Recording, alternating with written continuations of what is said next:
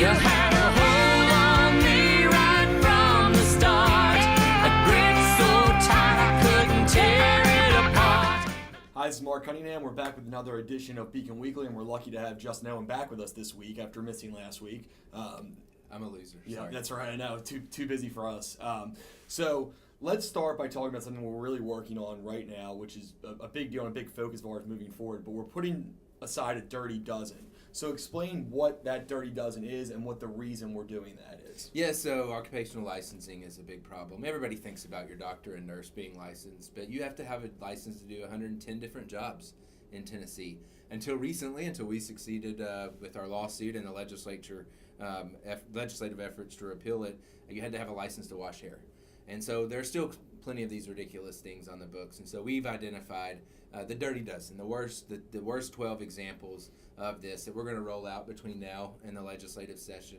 And then that'll culminate in a report where we explain what needs to be done on those issues. Maybe just entirely get rid of the licensing law, or at least make it easier to enter into that occupation by cutting red tape. So I'm pretty excited about it. I think we've got some real good opportunity over the next couple of years to start rolling back that red tape for low-income Tennesseans in particular. So why don't you give us an example? We started to roll these. I think we have about 4 of them on our website currently. Yeah, so hair braiding. What's the worst one? Which one do you think is the worst one? So some of the most important ones to take care of now, the horse massage issue that we worked on last year, where our clients, Martha and Laurie, had to quit doing their successful business with horse massage therapy because of the vet board.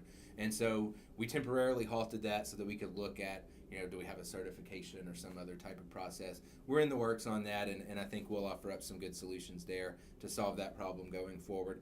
Hair braiding, you have to have a license to braid hair. They're not wash hair, not dye hair, not cut hair, literally just braiding it. It's an all-natural process. And so obviously that's one that just really doesn't make sense. But we'll be rolling those 12 out over the course of time and sharing those on our social media and on our blog. So it's a good opportunity to see what we think those worst examples are. Seems like a lot to do with hair. There's a lot of hair stuff. Yeah, there's a lot of cosmetology is one of the worst. Yeah, it's one of the most extensive. But there are others too that we'll be talking about. So real quick, just to kind of tell people, one of the things that you did at the legislature last year and that we did is we helped pass the Right to Earn a Living Act. Just explain exactly how our research will go into that and kind of what that process looks like. So this is sort of a more comprehensive look at licensing, and it requires the pertinent committees in the legislature to review all the licensing laws, compare them to other states, and see where are there ways that we can actually roll back that red tape. So it's really just a more comprehensive analysis of that. The legislature will be submitting that report at the end of the year. We're helping with that, doing a lot of the research to figure out what other states do when it comes to locksmiths licenses or athletic trainers or all these different jobs. And so we'll be looking at a variety of those and helping put that information out so that the legislature has some guidance when it comes to what are other states doing, and for example, in these areas. So I think it'll be a really good benchmark for us to determine where we go forward.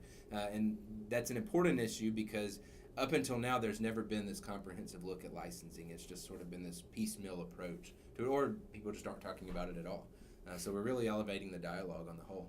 And when you say we're doing research too, I saw Ron's desk. Looks like the Library of Congress out there. It's a lot of data. Yeah, These trying to do a boards lot. and commissions have a lot of rules. They have a lot of information that you have to digest. And imagine if it's hard for us as think tank guys, and this is what we do for a living. The average citizen has no choice. There's no opportunity to really, get through this level of red tape. So we're really going to try to help streamline it and make it easier for people to earn a living.